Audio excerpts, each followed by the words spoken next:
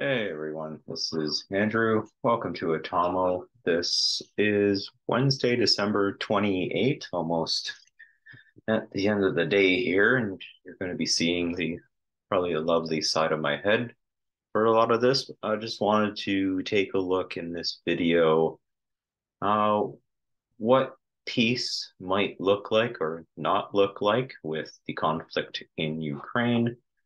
So let me pull up some of the shares that I have. I'll start with a map. And what I'm looking to set up here is, and here comes our screen share. Okay. So if we zoom out and we take a look, okay, where are we at right now? And if you want to get more details, Dima here runs a channel called Military Summary. I highly recommend this channel. He has a very good neutral take on what's happening. It's kind of like just, Dragnet, just the facts, man, of what's happening. He just gives you a straight up report of what's going on. So if you want to hear more about what sort of things that he's seeing, he just pulls open source material to news articles and stuff to kind of piece together what's happening on the battlefield as best we can because nobody gives us the information. So no, disclaimers here. Just take this for entertainment purposes. No legal advice, no medical advice on this. So what are we looking at? It looks like on Christmas, Vladimir Putin did provide us with and I'm scrolling all over the map here. I was zooming out, looking at some other stuff. All right, here we go. We're back in the swing of things. There's Luhansk, there's Donetsk, Zaporozhye, and Kherson. Okay, so Vladimir Putin on looks like on Christmas offered a bit of an olive branch. So one of the things that we see, we're not shilling for Putin here on this channel, but I do have to give credit where credit's due, as he is showing as the strongest statesman in this. His conversations are always quite controlled, quite uh, he's not using inflammatory rhetoric, though at a few times uh, around, I think, summertime, like August or maybe September, where he like really ratcheted it up. Uh, Probably more to get internal fervor up a bit more than general, because usually he's quite steadfast and he's quite the moderate, if you think about it. Um, so what he put forward was, okay, well, we want to put peace on the table, negotiations on the table, perhaps in the spring. With those negotiations, they have to be fair negotiations. And now I'm not exactly quoting or paraphrasing what he says right now, but let's piece together. He didn't quite say what I'm going to say next, so I'm going to stop anything that. I'm just going to pause on that there. He just basically opened a door for a peace plan. But would the peace plan have Luhansk, Donetsk, Zaporozhye, and Kherson off the table? No, they have to be on the table. Russia put all the work in. They had the goals of the special military operation that they set forward to uh, take out, I'll use the term, take out the Yahtzees from this. I don't want to say the other word just because, algorithms. But the Yahtzees that were in this area. And okay, well, is that propaganda? Um, there's truth to it. There's truth to it. And I don't want to downplay it because it's quite serious. There's a lot of unpacking you need to do, and there's other channels. Mearsheimer comes up as one. If you look at the Mearsheimer talks, where he talks about how the West set up the conflict in Ukraine almost like 8-9 years ago. There's a lot of good receipt pulling there, a lot of good analysis that he provides. But the claimed territory plus Crimea are something that's on the table for a security compact of some sort. Well, what happens if peace doesn't happen? So let's kind of put together what an extended war goal might look like. So we have talks of, if I zoom out a bit and we get to Belarus, there's been news articles circulating that Russia has expanded the nuclear protection umbrella to Belarus. And I didn't see a lot of that in Western mainstream media. So unfortunate for them that they're not talking about this as much as we need to, because these are serious things. If we want to piece together what's happening here. We do have military equipment that's come into Poland. So there's articles about a sale of military equipment and pictures of that equipment rolling into Poland, and consists of U.S. Abrams tanks and other particular equipment. Now, remember when Zelensky went to the U.S. to have his conversation? Basically, what happened there? I'll just stop this for a moment. Basically, what happened when Zelensky went, and maybe in another video, I'll pull a clip of this, where he talked about, yes, you can give us your Abrams tank and your F-15 fighters. Ukrainian people can operate those things. And there was actually stifled laughter, even though they're all clapping like seals for this guy. There was stifled laughter when he said, yeah, you can just give us this stuff. We know how to pilot it. It's like, okay, well, I know Ukrainians are quite good at digital gaming, but this is different. These pieces of equipment require significant training in order to operate. So, well, would Poland move stuff into Lviv and potentially give that to the Ukrainians? Well, the other way of looking at this, and I just want to set up some pieces on the faction board, is there are land claims that Poland can make in the Western Ukrainian area.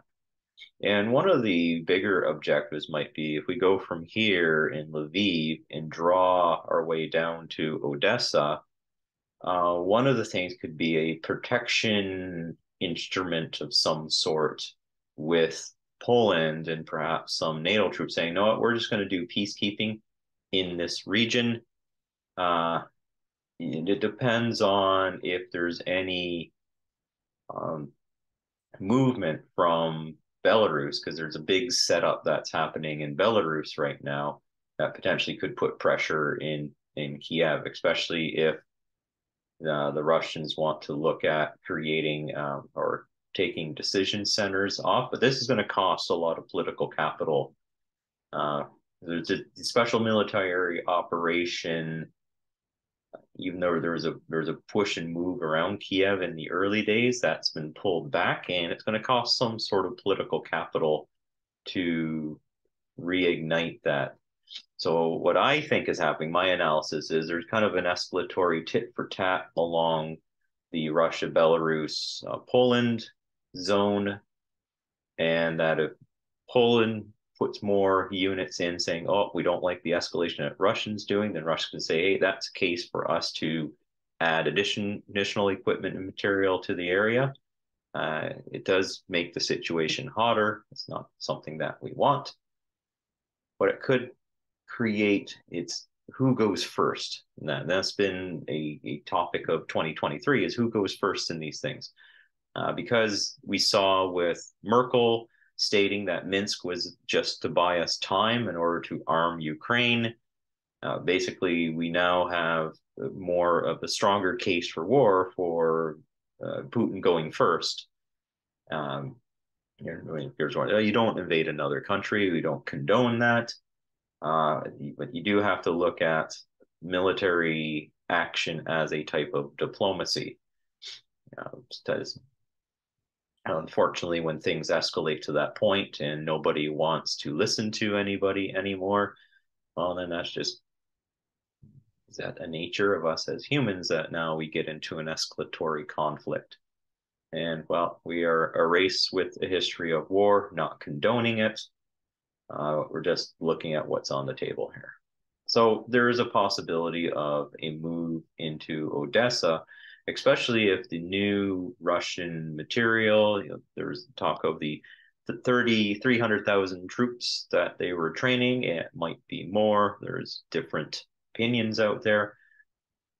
But we could be potentially looking at a move once there's a backtrack from Kherson area where the Russians went back to the other side, didn't keep control of the area, but that's part of the Russian strategy is not to use up their manpower and material.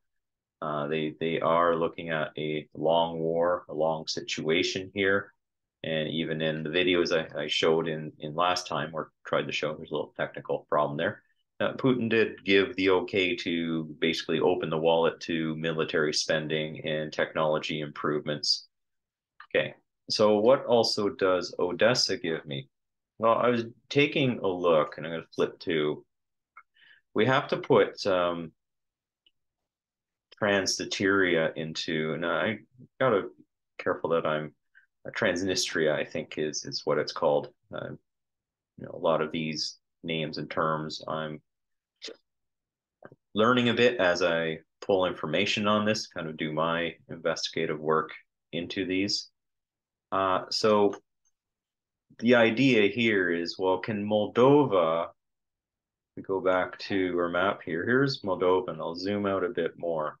And it sits in an interesting zone. But there's an area that's on the connection point with Ukraine, and there's a kind of an administrative group. I call these factions when I talk about this. Consider the world here, the map, the game board. And there's a faction on this eastern part of Moldova interfacing with this kind of southwestern part of Ukraine. I don't know how the Ukrainians call that. That is former Soviet. When Moldova broke away, this one group said, "No, we're maintaining our ties to the old Soviet bloc," and so you have a potential case for war for Putin to come through, connect Odessa in order to liberate this area here. And if I go to here, okay, here's a better chart showing what's happening here. If I can zoom that in, let's get that map up here. Pop out. Sorry about that. There it is. Okay, zoom you. Okay, well, not too good. I'll do my best here. So you have that area, and that is a potential extended war goal. Is given what the talks are and how things transpire, that this area may flip over to Russia. I'd say may. I can't say for sure. Flipping back to this map. So what this article is saying, could Moldova flip and say, give us NATO now? I'll put this article in the notes. Moldova cannot join NATO because they've enshrined in their constitution that they are neutral. Okay, so Moldova, because of a legal framework, it will not flip over to NATO side. So that remains kind of a little Switzerland in the middle here. The interesting part we see with an Odessa goal is moving down here. This is very significant. You have the Danube River. Now, the Danube River, and I was doing some looking up. Here's some about vessel types in the Danube. It's not insignificant. There is traffic that goes through the Danube that gives access to the Black Sea. And so this allows some of these inland Southern European countries to have access to the ocean through this riverway. Okay. Now, I think there's another piece, and it just gives you some idea about what the river transport looks like. And I'm just going to blast through this because I think there is a list of connection ports in one of these articles. Let me flip over to not that one. Moldova, River, Danube. Okay, here we go. Danube ports. I'll add this one into the notes as well. So notice that Germany has a significant amount of in the Bavaria area. So Baden, Württemberg, pardon my pronunciation, and the Bavaria zones within Germany. You have Austria, Slovakia, Hungary is okay. Hungary is an important chip on the table here. And Serbia has been showing, and we'll have to do a little bit more of a dip into how the impact might geopolitically impact these areas. So the Danube gives you access, primarily if we look at Hungary. Hungary gets access into the Danube, I think even through Budapest. Let's do it. Yep, here's a zoom in. So here's Budapest. We zoom in, you can see, this is one thing to look when you look at Google Maps, is you can see the amount of shipping infrastructure that's here. And so again, this is primarily, this is a corridor to connect Budapest and Hungary through the connections. Let's see where the Danube pops down here. Fluid River. We have to go down to here. Here's the exit point around here in Ukraine. So that's under Ukrainian control. Okay. So we have Odessa. If there's a capture of Odessa and a movement, this is a bit of a difficult area to move through, because now you got kind of the underbelly of Moldova here. There's a piece here in Moldova, and all you have here is a small little gap in order to move through into the lower zones to potentially control the Danube. Now, that wouldn't be a goal right away. It would be more of, let's get the administrative area and then flip that into the portfolio of zones that potentially would join Russia, and then the Transnistria group then joins in. So that's a potential extended goal. And then I was showing, you might see if that looks like it's a goal and there's a breakthrough through Kherson, then maybe you'll have a move to get Odessa under some sort of protection umbrella.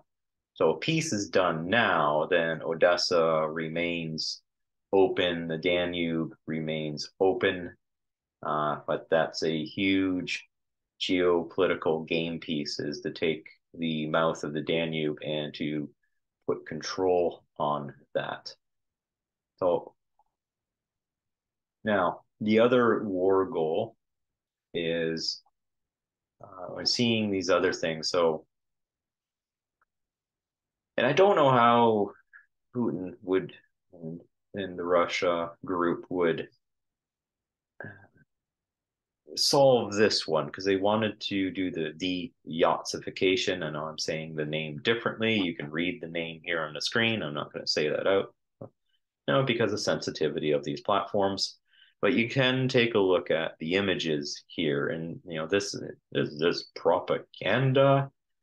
Unfortunately, not. There's enough of these images around of this sort of image here. There's other images that show up, especially I'm going to jokingly say a group called the Wrong Sector.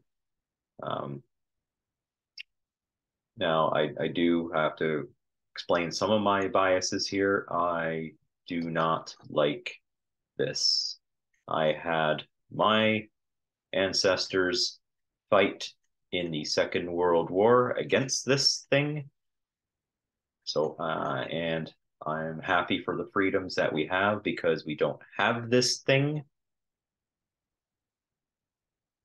This thing did not grow and get over the Atlantic and take over my part of the world. So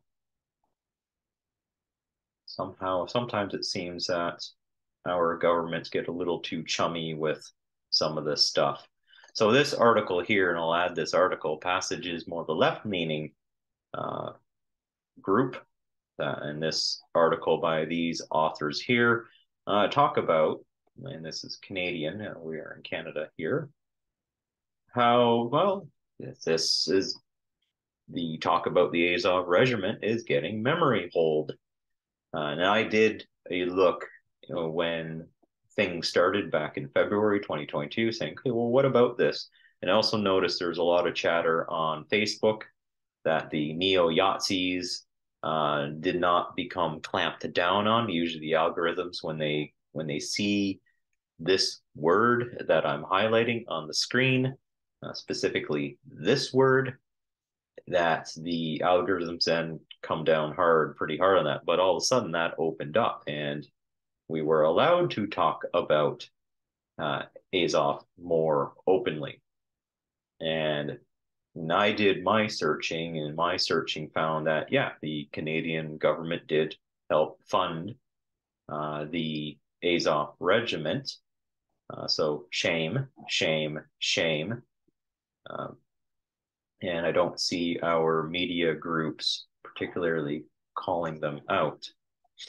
So looking at, there's a CBC article here. CBC is the Canadian, I guess, national broadcaster news organization.